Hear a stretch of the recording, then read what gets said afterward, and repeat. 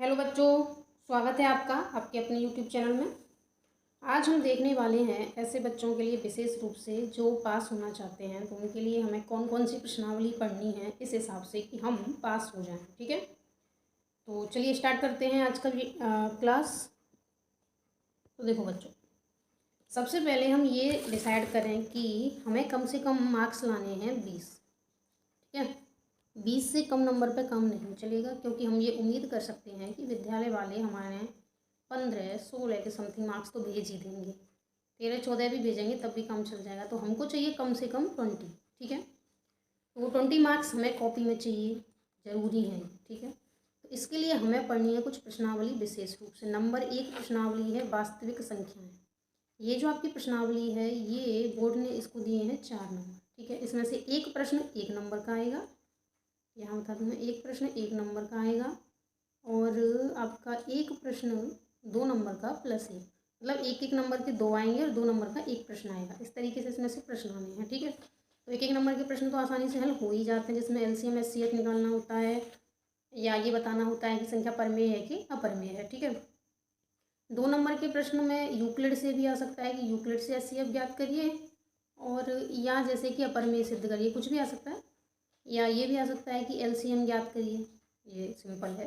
तो ये जो प्रश्नावली है ये आपको बहुत अच्छे से करनी है। 4 नंबर की प्रश्नावली है, सरल प्रश्नावली। इसके बाद बारी आती है समांतर श्रेणी। समांतर श्रेणी भी ये जो बोर्ड ने 4 नंबर दिए हैं इसको, और इसमें से भी आपके प्रश्न आएंगे। समांतर श्रेणी में से आपको प्रश्न मिल रहे हैं, एक सेकेंड।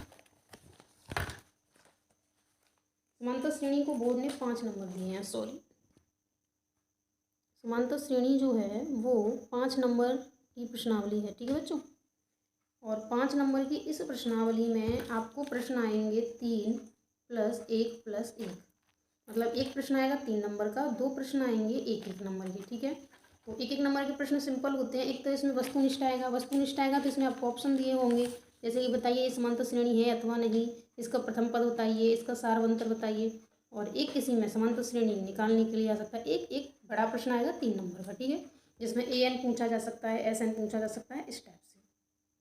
समांतर श्रेणी में क्या क्या है, समांतर श्रेणियाँ हैं, फिर आपको n पद है, मतलब AN ज्ञात करने हैं, SN है। इस तरीके से आपको ये प्रश्नावली, बहुत ही सिंपल प्रश्नावली है। तो 4 नंबर की हो गई है वास्तविक संख्याएं और 5 नंबर की हो गई समांतर श्रेणी। ठीक है, इसके अलावा एक जो प्रश्नावली जो सबसे महत्वपूर्ण है ये है 11 नंबर की सांख्यिकी।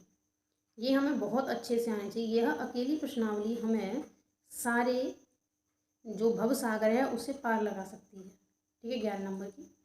इसमें आपको आता है माध्य, माध्यक, बहुलक। ठीक है, इसके जो प्रश्न आएंगे सांख्यिकी में से वो आएंगे एक नंबर के 2 प्रश्न, 2 नंबर का एक प्रश्न, 3 नंबर का एक प्रश्न और 4 नंबर का एक प्रश्न। इस तरीके से इसमें से प्रश्न आएंगे, मतलब इसमें सभी कैटेगरी में होंगे। वस्तुनिष्ठ भी आएंगे इसमें से लघुत्तरात्मक भी आएंगे, इसमें से दीर्घ उत्तरात्मक भी आएंगे, और इसमें से बड़ा प्रश्न भी आएगा 4 नंबर वाला, जिसमें आपको निकालना होगा। ठीक है, तो ये प्रश्नावली बहुत अच्छे से होनी चाहिए। इसके बाद है प्रायिकता। मुझे लगता है पूरे गणित में सबसे सरल प्रश्नावली अगर कोई है तो ये है प्रायिकता, 4 नंबर की है। इसमें जो प्रश्न आएगा वो एक तो आएगा आपका अति लघुत्तरात्मक, एक वस्तुनिष्ठ, और एक आएगा 2 नंबर का लघुत्तरात्मक, मतलब 1+1+2 का इसका क्राइटेरिया है, जिसमें वस्तुनिष्ठ आएगा। और 1 नंबर में एक दूसरा प्रश्न आएगा जो खाली जगह भी हो सकती है, या इसके अलावा दूसरा हो सकता है 1 नंबर वाला, और एक आएगा 2 नंबर वाला। बहुत सिंपल प्रश्न आते हैं। ये जो आपकी प्रश्नावली है ये आपको अच्छे से रटी हुई होनी चाहिए। देखो 4 नंबर, 5 नंबर, 4 5 9, 11 नंबर, 20, 20 और 4 24। टोटल हमें पूरे गणित में से 4 प्रश्नावली करनी है, और 4 प्रश्नावली से हमारे पास मार्क्स आएंगे 24।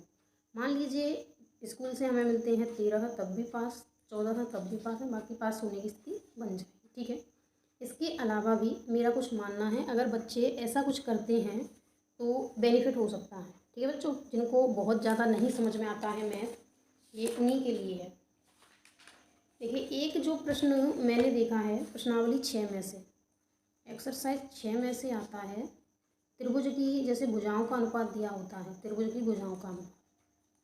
ये 1 नंबर का प्रश्न आता है, बहुत बार आया है, भुजाओं का अनुपात दिया हुआ होता है। तो इसमें आपको कुछ नहीं करना, जो अनुपात दिया हुआ होता है उसका वर्ग कर देना है। जैसे 4:6 दिया है मान लो, तो आपको कुछ नहीं करना है, 4 का वर्ग कर देना है और 6 का वर्ग कर देना है। तो 4 का हो गया 16 और 6 का हो गया 36। मतलब इतना सरल है। ये बहुत बार आया है प्रश्न, इसलिए मैं कह रही हूँ कि ये जो है 1 नंबर में आएगा प्रश्न, और 1 नंबर में आएगा तो वस्तुनिष्ठ में ना होकर के दूसरे तीसरे क्वेश्चन के अंतर्गत ये आ सकता है। इसमें देखो मान लो प्रश्न दिया हुआ है कि 2 त्रिभुजों की भुजाओं का अनुपात 2:3 है, तब इनके क्षेत्रफलों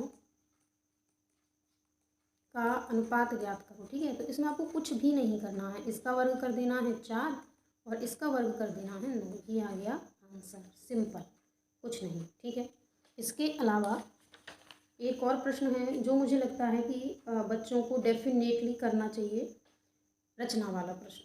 ठीक है, देखिए अगर आपको रचना नहीं आती है, आपने बहुत कोशिश कर ली है, आपको नहीं समझ में आ रहा, रचना में मुख्य रूप से 2 प्रकार के प्रश्न आएंगे। या तो आपका आएगा त्रिभुज और या आपका आएगा वृत्त के स्पर्श रेखाओं वाला प्रश्न। ठीक है, इसी तरीके के प्रश्न आएंगे। तो आपको क्या करना है सिंपली, हालांकि मैं ये नहीं कह रही कि इससे एग्जामिनर आपको खुश होकर बहुत नंबर दे देगा या कुछ भी है, लेकिन फिर भी आप एग्जामिनर से कुछ नंबर खींचने में सक्षम हो सकते हो। मतलब आप हो सकता है कि आप एग्जामिनर से कुछ 1-2 नंबर एक्स्ट्रा ले जाओ वृत्त की स्पर्श रेखा। ठीक है, इसमें आपको क्या करना है, ध्यान से सुनना। अगर आपको चित्र बनाना बहुत अच्छे से आता है, बहुत अच्छी बात है, मतलब इससे अच्छा तो कुछ है ही नहीं। लेकिन अगर आपको चित्र बनाना नहीं आता है, ठीक है, और आपको त्रिभुज वाला आया है, त्रिभुज में क्या है कि आपको आंतरिक विभाजन करना है रेखाखंड का, त्रिभुज वाला नहीं मतलब इसका आंतरिक विभाजन करना है रेखाखंड का, तो आप क्या करेंगे, आप इस तरीके से, आपको नहीं आ रहा है, कुछ भी नहीं आ रहा है, वो स्थिति बता रही हूँ मैं। ये 2 लाइनें तो खींच ही सकते हैं स्केल की सहायता से। फिर यहाँ आप कट लगा देना। ठीक है, कट कितने लगा देना, जितने उसमें अनुपात दिया हुआ है जोड़ के। जैसे 5 दिया हुआ है, 1 2 3 4 5। ठीक है, लास्ट वाली को यहाँ से मिला देना। आपको नहीं कोण बनाना आ रहा, आपको कुछ नहीं आ रहा, ये सारे काम स्केल से करने हैं, सिंपल स्केल से, कुछ नहीं। ठीक है, अब ये पहले क्या दिया हुआ है, 2 दिया हुआ है। ठीक है, ये 1, ये 2, ये 3, ये 4 और ये 5। ठीक है, अब ये जो 2 दिया हुआ है, इस 2 पर इससे ही लगभग एक जैसी लाइन खींच देना यहाँ पे। ठीक है बच्चों, ये हो गया विभाजन। क्या हो गया, विभाजन। ठीक है, इतना काम तो कर ही सकते हैं, एक लाइन खींच देना। अगर आपको अच्छे से स्केल से नाप के आती है तो नाप के खींच देना, नहीं आती है तो मत खींचना, मतलब इतना तो कर देना भैया। फिर भी मुझे लगता है कि एग्जामिनर, क्योंकि अगर सॉफ्ट कॉर्नर रहता है तो 2 नंबर के में आपको 1 आधा कुछ भी देता है तो वो आपको बेनिफिशियल ही है। अगर आप खाली छोड़ के आएंगे उससे तो बेटर है कि कुछ मिला। तो आप एक लाइन खींचें, अगर विभाजन आया है तो फिर यहाँ से इस तरीके से लाइन खींचें, अनुपात दिए हुए हैं उनको जोड़ लें, उतनी लाइनें खींच दें, लास्ट की लाइन को इधर कोने से मिला दें और पहला जो अनुपात है वहाँ से इसको मिला दें। ये स्केल से करना है सारा काम, आपको नहीं प्रकार से आता, कुछ नहीं आता, कोण नहीं बनना है, कोई बात नहीं है। ठीक है, इतना कर सकते हैं। वृत्त की स्पर्श रेखाओं में क्या करना है, अगर आपको आ जाती है, ठीक है, बहुत अच्छे से आ गया है तो बहुत अच्छी बात है, अगर नहीं आता है तो कम से कम प्रकार की सहायता से एक वृत्त बना देना और 1-2 लाइनें उसमें पढ़ लेना कि स्पर्श रेखा कहाँ खींचनी है। अगर उसमें कहा गया है कि बाह्य बिंदु से स्पर्श रेखा खींचनी है, बाह्य बिंदु से तो आप जानते हैं बाह्य बिंदु से 2 खींची जाती हैं, सिंपली एक बिंदु ले लेना और इस स्केल से खींचनी है। मैं स्केल नहीं ले रही हूँ, मैं सिंपल हाथ से कर रही हूँ। इस तरीके से स्केल की सहायता से 2 स्पर्श रेखाएं खींच देना, 1-2 नाम लिख देना इसमें, जैसे इसको O A, इसका नाम P या Q जो भी है नाम लिख देना। और अगर आप एक्स्ट्रा कुछ लिख सकते हैं, जैसे कि इनके बीच में कोण दिया हुआ है 60 तो वो लिख दें। मान लीजिए ये दूरी दे रखी है कुछ, जैसे कि 6 सेंटीमीटर, तो ये लिख दें। इतना आपसे हो सकता है। कहने का मतलब ये है कि इसमें नेगेटिव मार्किंग तो होती नहीं है, जब नेगेटिव नहीं है तो आप कुछ ना कुछ अर्न कर सकते हैं एग्जामिनर से। ठीक है, तो ये तो बाह्य बिंदु की बात हो गई।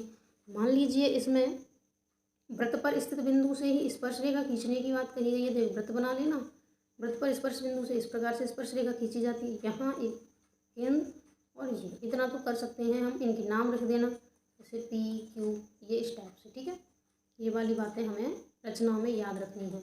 ये हमेशा मेरे इतने सालों के एक्सपीरियंस में मैंने देखा है कि बच्चों को उससे बेनिफिट होता ही होता है। ठीक है, इसके अलावा एक आपका आता है ग्राफ। ग्राफ किसी को भी खाली नहीं छोड़ना है, खाली नहीं। ठीक है, अगर आपको ग्राफ आ जाता है अच्छे से, बहुत अच्छी बात है, आना भी चाहिए, आप मैथ पढ़ते हैं। लेकिन कोई ऐसा बच्चा है जिसको ग्राफ नहीं आता, ठीक है, तो जिसको ग्राफ नहीं आता है तो क्या वह 2 लाइनें खींच सकता है, अक्ष बना सकता है? 10वीं के बच्चे से इतनी तो उम्मीदें की जा सकती हैं कि वो अक्ष बनाना जानता होगा। ये एक्स अक्ष है, ये वाई अक्ष, ठीक है, ये है इसका मूल बिंदु। ठीक, इसके बाद क्योंकि मैं ये मान के चल रही हूँ कि जिनको आ रहा है बहुत अच्छी बात है, जिनको नहीं आ रहा है आप सिंपली यहाँ रख दें कुछ भी, क्योंकि आपको नहीं आ रहा। ठीक है, आपको नहीं आ रहा है इसलिए मैं कह रही हूँ। इस बात की गारंटी नहीं है कि एग्जामिनर आपको मार्क्स दे, गारंटी नहीं है, लेकिन संभावना बहुत है कि दे सकता है। ठीक है, इस तरीके से आपने अक्ष बना दिया है, क्योंकि आपको पता है कि यहाँ 2 लाइनें एक दूसरे को काटेंगी, तो आप 2 लाइनें खींचेंगे, एक लाइन दूसरी लाइन, ये आपको मिल जाएगा बिंदु। इसका नाम आप लिख देना कुछ भी, जो भी आपको मिल जाए, जैसे ए लिख दिया, ये नाम। यहाँ से एक लाइन इस तरीके से, एक लाइन इस तरीके से बना देना। ये पूरा गलत है, मुझे भी पता है, आपको भी पता है, क्योंकि ये जो ग्राफ बनता है ये प्रश्न पत्र के अनुसार बनता है। प्रश्न पत्र में जो प्रश्न आएगा उससे जो टेबल्स बनेंगी उससे ये ग्राफ बनता है। ठीक है, लेकिन अगर किसी बच्चे को नहीं आ रहा है तो ऐसी स्थिति में ग्राफ पेपर को खाली नहीं छोड़ना है, ये पास होने की जुगाड़ में ही है। ग्राफ पेपर खाली नहीं छोड़ना है, उस पर अक्ष बनाने हैं, कुछ बिंदु लिखने हैं, 1 2 3 4 प्लस माइनस, और इसके बाद 2 लाइनें बनानी हैं, कटिंग को ऐसे मिला देना है। ठीक है बच्चों, गारंटी नहीं है मार्क्स मिले, लेकिन संभावनाएं बहुत हैं। संभावना है कि मिल सकते हैं, 1 2 कुछ भी मिल सकते हैं, ये आपको बेनिफिशियल होगा। ठीक है बच्चों, तो इस तरीके से हम जनरली एग्ज़ाम को डील कर सकते हैं। इसके अलावा 1 2 जो मेरा मानना है कि 3 नंबर के जो प्रश्न होंगे, 3 और 4 नंबर वाले, ये जो प्रश्न हैं, इन प्रश्नों में अगर आपको उत्तर नहीं आ रहा है तो आपको सूत्र आने चाहिए। ठीक है, कम से कम आप 3 से 4 नंबर वाले प्रश्नों में सूत्र लिख के आएँ, क्योंकि सूत्र के मार्क्स होते हैं। कॉपी चेकिंग में क्या होता है कि जो फॉर्मूले होते हैं उनके लिए स्पेशल मार्क्स आपको मिले हुए होते हैं। तो अगर आप फॉर्मूला लिख के आते हैं जो भी आपको याद है, जैसे मान लीजिए कि आपको दूरी सूत्र आ गया है किसी प्रश्न में, वो 3 नंबर का प्रश्न आया है, तो आप वहाँ फॉर्मूला लिखें। ठीक है, और आप जब वहाँ पे फॉर्मूला लिखेंगे x1 माइनस x2 का होल स्क्वायर और y1 माइनस y2 का होल स्क्वायर, ये आपको फॉर्मूला लिखना है। तो कम से कम इसमें आधा और एक जो भी वहाँ दिया हुआ होगा क्वेश्चन में, आंसर शीट जो आती है उसमें इस फॉर्मूले के लिए जो मार्क्स दिए हुए होंगे वो आपको ज़रूर मिलेंगे। ठीक है बच्चों, तो इस तरीके से हमको पेपर हैंडल करना है। इसके अलावा आपको याद रखना है कि हर जो प्रश्न है, जो 3 और 4 नंबर वाले प्रश्न आएंगे उनमें तो आपको फॉर्मूला ज़रूर लिखना है। ठीक है, तो डेफिनेटली आपके मार्क्स जो हैं वो आप मार्क्स गेन करोगे और बेनिफिट मिलेगा। आज के लिए इतना ही, मिलते हैं नेक्स्ट क्लास में, तब तक के लिए राधे राधे, जय श्री कृष्ण।